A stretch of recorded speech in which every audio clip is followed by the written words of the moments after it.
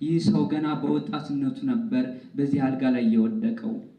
በመጀመሪያ አካባቢ እድናለሁ የሚል ትልቅ ተስፋ ነበረው። መልአኩ መጥቶ ውሃውን ሲያናውፀው ለመግባት ይታገል ነበር።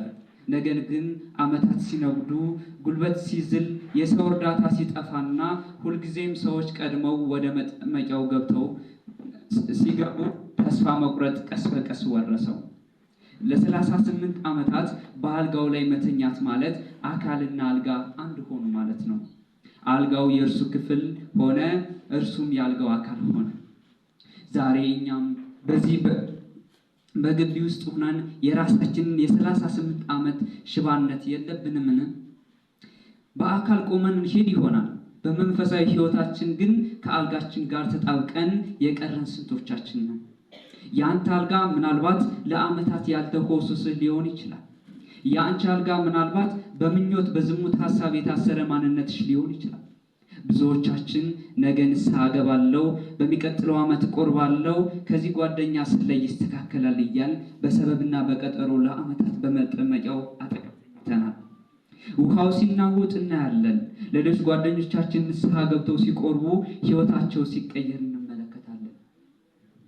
እኛ ግን አንችልም፣ ኃጢአት ከብዶኛል በሚል ሰንሰለት ታስረን እንቀራለን። ጌታችንና መድኃኒታችን ኢየሱስ ክርስቶስ ወደዚህ ሰው ቀረበና አንድ ጥያቄ ጠየቀው።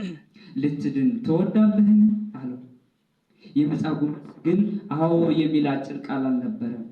በውስጡ የታመቀውን የዓመታት ምሬትና ብቸኝነት ዘረገፈው። ጌታ ሆይ፣ ውሃው በተናወጠ ጊዜ በመጠመቂያው ውስጥ የሚያኖረኝ ሰው የለኝም አለ። ይህ ሰው የለኝም የሚለው የመጻጉዕ ትልቅ ስቃይ ይገልጻል። ለ38 ዓመት ሙሉ አንድ ሰው አጠገቡ አልቆ ቆሞ አይዞህ አላለው። ቤተሰቦቹ ሰልችተውት ይሆናል። ጓደኞቹ ትተውት ይሆናል።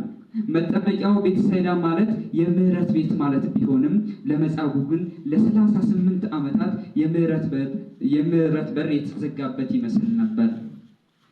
ዛሬ እኛም በግቢ ሕይወት ውስጥ በሰው ተከበን ሳለ ሺህ ጓደኛ እያለን ማታ ማታ ግን በብቸኝነት የምንማቅቅ ስንቶቻችን ነን?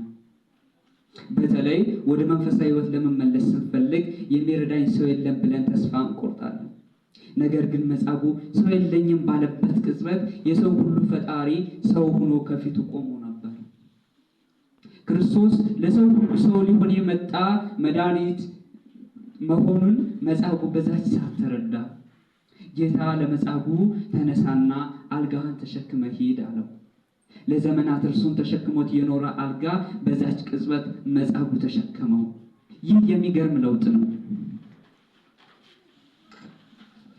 ቁርባን ማለት የ38 ዓመት የኃጢአት ደዌ የሚፈወስበት፣ የቆሸሸ ማንነት የሚታደስበት ሰማያዊ መድኃኒት ነው። ብቁ አይደለውም የሚለው ሰበብ ራሱ የመጻጉዕ አልጋ ነው። መጻጉዕ አልጋው ላይ ሆኖ ብቁ ስሆን እነሳለሁ አላለም። ጌታ ተነሳ ሲለው ግን በቃሉ ንስሐ ገብተን ስንቆርብ የሚሆነው ይህ ነው። ቀድሞ ያሸንፈን የነበሩት የሥጋ ምኞቶች፣ ክፉ ልማዶች በእኛ ቁጥጥር ስር ይሆናሉ። ቀድሞ ሱስ ሊሸከምህ ነበር። ከቆረብ በኋላ ግን አንተ ሱስን ታሸንፈዋለህ። ቀድሞ ዝሙት ይጥልሽ ነበር። አሁን ግን አንቺ በክርስቶስ ኃይል ትገዢዋለሽ። አልጋ የቀድሞ የመከራ ምልክት ነበር።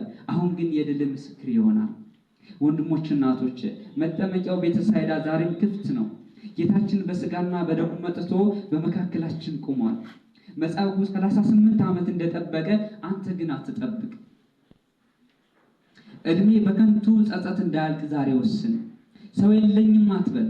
ዛሬ ሰማይና ምድርን የፈጠረ አምላክ የአንተ ሊሆን መጥቷልና።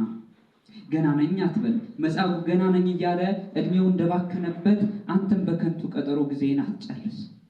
ቁርባን የጻድቃን ሽልማት ሳይሆን የደካሞች መድኃኒት መሆኑን አትዘንጋ። ጌታ ዛሬም በዚህ ጉባኤ መሃል ቆሞ እያንዳንዱን ተማሪ ልትድን ትወዳለህን እያለ ይጠይቃል። ዛሬ በንስሐ ታጥበን አልጋችንን ጥለን የጌታችን ሥጋና ደም ለመቀበል እንዘጋጅ።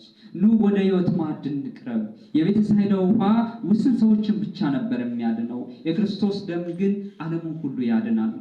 ዛሬ ቀኑ ነው። ዛሬ ሰዓቱ ነው። ከጌታ ጋር የምንታረቅበት አዲስ አዲስ ሕይወት የምንጀምርበት ቅዱስ ጊዜ ይሆንልን። ወስብሐት